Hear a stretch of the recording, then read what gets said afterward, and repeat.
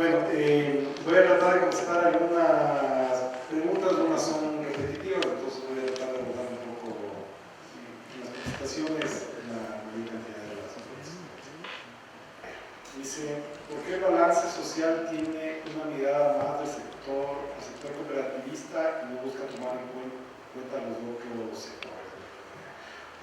En general, las macrodimensiones que tenemos aquí son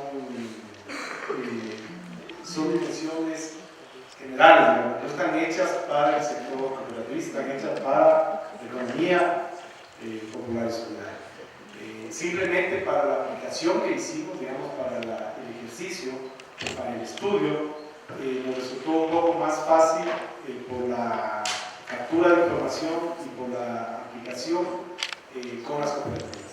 Pero de hecho, si ustedes revisan las macrodimensiones, son macrodimensiones que se fundamentan en los principios y la gran cantidad, digamos, de los principios están recogidas en la Constitución, en la Ley Orgánica de Economía Popular y Solidaria, y son los que rigen para todas las organizaciones. ¿Qué es más importante, la responsabilidad social o el balance social? O sea, esto ya más o menos lo discutimos. O sea, para mí hay una diferencia bien grande entre responsabilidad social empresarial, digamos, porque atrás de eso están otros valores, otros principios, valores capitalistas, valores individuales, valores de acumulación,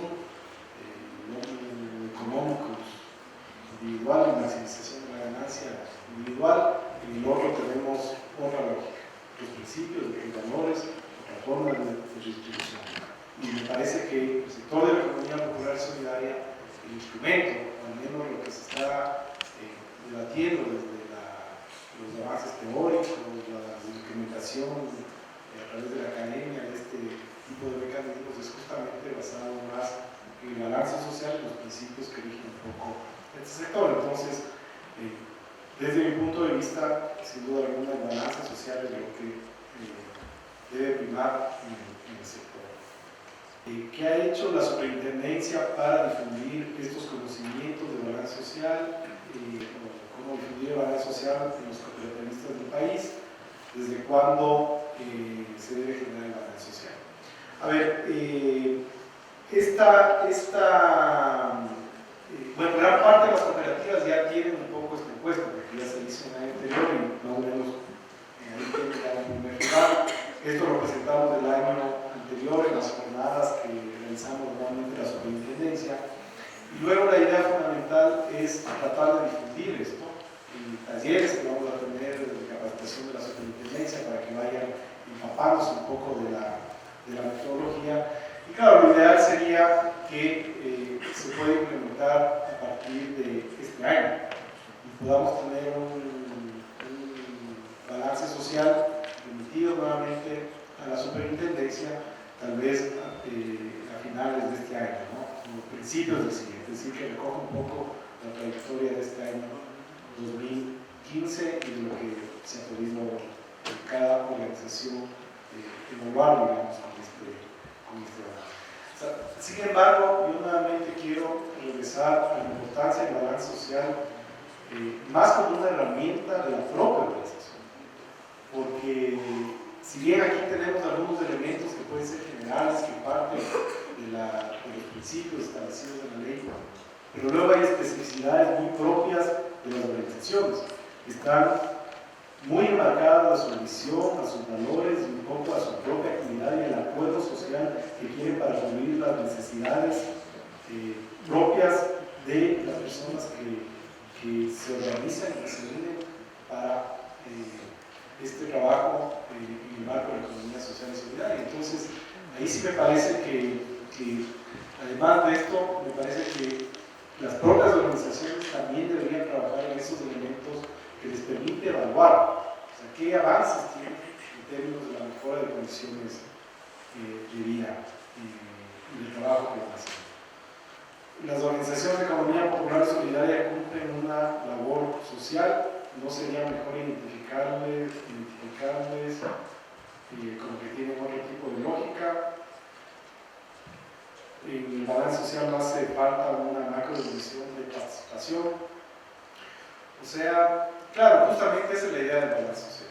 O sea, que pueda reconocer que las actividades de las organizaciones de economía popular y solidaria se basan o tienen otro tipo de lógica que no es la rentista capitalista. Y eso nos ayuda a poder visibilizar eso, a poder medir y efectivamente a poder ver los avances. Entonces, por eso se hace una diferencia entre las herramientas empresariales, capitalistas, de seguimiento de responsabilidad social, este tipo de cosas, frente a un instrumento mucho más potente, mucho más multidisciplinario, mucho más abarcativo, y que lo que procura es, a través de diferentes dimensiones, multidimensional, permite ver justamente los avances en términos en el caso ecuatoriano, de la consecución, de la búsqueda del buen vivir, ¿no? Y si hace falta una dimensión de participación, efectivamente en el modelo que nosotros tenemos hay la dimensión 4, que habla justamente de la participación, ¿no? Y también digamos, en otras dimensiones habla concretamente sobre el tema de digamos, los indicadores que nos permiten reflejar la participación, la interrelación de los socios al interior de la organización en la toma de decisiones.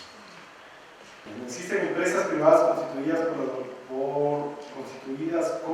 organizaciones de economía popular y solidaria en la superintendencia de compañías. Un poco lo que entendería es que, claro, bajo la lógica de la superintendencia de compañías se constituyen empresas, sobre todo pequeñas y microempresas, y que, claro, a veces un poco se confunde esto en términos de lo que es la economía popular y solidaria. Es decir, ¿qué es la economía popular? O sea, incluye también a las microempresas constituidas bajo la superintendencia de compañías, de las pequeñas empresas, o no son parte de la economía popular. Entonces, claro, ahí o sea, justamente de alguna forma en el contexto más jurídico y legal, pues ya institucional, en teoría las organizaciones de economía popular solidaria se constituyen en la superintendencia de economía popular solidaria y su compromiso, su responsabilidad en esta forma de organización es cumplir justamente con los parámetros que establece la Ley Orgánica de Economía Popular Solidaria. Obviamente están los principios, la forma de organización, cómo funciona, etcétera, etcétera. Bajo la superintendencia de compañía existe otro tipo de legislación. Y claro, las que se constituyen ahí entiendo que responden a ese tipo de lógica, que es otra lógica. Entonces, bueno, efectivamente ahí existen, incluso en la política pública, los decidores de la política pública incluso tienen a veces una confusión de esto. Y a veces se piensa que la microempresa está constituida bajo la lógica capitalista, es parte de la economía popular solidaria. Entonces, ahí tenemos algunos elementos que obviamente hay que debatirlos y por supuesto son temas que hay que aclarar, incluso en términos de la política pública. Con 7 dimensiones se puede conocer cuáles son las organizaciones con mayor desarrollo social, sostenibilidad y aporte económico y social. Digamos, las macrodimensiones son las que están, o sea, uno puede desagregar más, o sea, puede tener 20, 30, o sea, digamos, cada vez uno puede complejizar más. El modelo de RUT tenía como 7 también, 7, pero tiene como cerca de 1000 indicadores. Nosotros tenemos 200, es decir, o sea, uno puede complejizar más o menos en función de hasta dónde quiera llegar. En todo caso, la propuesta de la superintendencia son estas 7 dimensiones y macrodimensiones y 24 dimensiones que, a nuestro criterio, por supuesto, creemos que recogen mucho y es una herramienta muy potente para poder evaluar qué tanto se aproximan o se alejan las organizaciones del cumplimiento de los principios principios de la economía popular circular. ¿Por qué el balance social que ha trabajado la superintendencia no se ajusta al tamaño de los activos, de socios, número de empleados? Porque, claro, dice que las pequeñas van a salir perdiendo. O sea, aquí no se trata un poco del tamaño, sino es un tema de concepto, de principios. Y a veces con algunos compañeros que me he venido, especialmente cooperativas de ahorro y crédito, y a veces me decían, es que la superintendencia nos quiere tratar igual a los pequeños y a los grandes. Entonces yo decía, bueno, o sea, depende, hay algunas cosas que no se trata diferenciadamente y hay otras cosas que al final son igual para todos. Se me ocurre que en términos económicos la superintendencia procura que el manejo de la organización o al interior de la organización no exista corrupción. O sea, parte de la función de la superintendencia es evitar corrupción y malos manejos por parte de los administradores, ¿no es cierto?, al interior de la organización. Que no, digamos, hagan un mal uso del dinero de los socios asociados, de las personas que han depositado la confianza en los administradores para que gestione la organización en términos de unos objetivos sociales. Entonces, claro, yo les digo, eso es independiente del tamaño. O sea, contra la ética y contra la corrupción no hay diferencia de tamaño. O sea, me da igual si es una cooperativa grande, encontramos elementos de corrupción, como igual si voy a una organización pequeña y encuentro elementos de corrupción. ¿No? Y esos son términos que son transversales y no admiten que porque soy chiquito, porque soy grande, uno no puede observar este tipo de cosas. Entonces me parece que lo mismo pasa con el balance social. O sea, yo creo que son principios y los principios no son negociables. Y a mí me da igual si es una organización grande o si es una organización pequeña. O sea, lo importante es que los principios tengan consideración. Y eso nuevamente yo creo que son innegociables. Digamos, eso es algo que cada vez las organizaciones deben procurar irse aproximando y gestionando sus organizaciones muy de cerca esos principios. Porque esos principios son los que caracterizan a este sector y son los que ayudan a construir otra economía. Entonces, me parece que en este tema son como elementos transversales. Los principios son elementos transversales al tamaño, al número de socios, etc.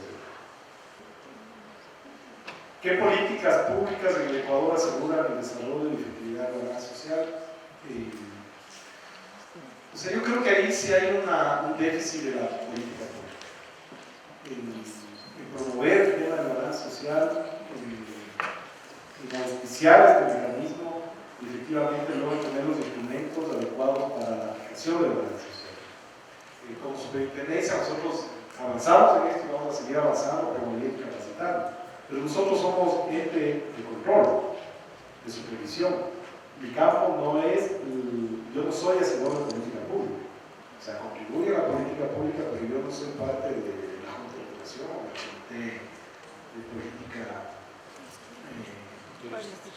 interinstitucional. Entonces, pero yo sí creo, personalmente aquí, yo sí, ante esta pregunta, yo sí creo que hay un déficit en términos de los hacedores de política pública sobre la promoción y fuerza de la organización. Y la debilidad en ese proceso es que efectivamente hace que se retrase más el proceso de cambio del modelo económico en Ecuador. Porque efectivamente la posibilidad de implementar esta herramienta permite impulsar también otro modelo económico, esta otra economía. Porque empezamos a medirnos con otras dimensiones y con otra perspectiva. Entonces, mientras seguimos retrasando esto como un elemento de política pública, sigue primando los indicadores capitalistas de evaluación del desempeño de la economía en su conjunto, digamos ya como sectores económicos. Entonces, ahí me parece que existe una debilidad en términos de la política pública. Tal vez la última, porque el tiempo ya se terminó. bueno, digamos ya lo hemos discutido aquí, cuáles son los componentes de la gobernanza social, ya lo explicamos, un poco el objetivo que tiene es justamente esto, ¿no? Es ver qué distancia tiene una organización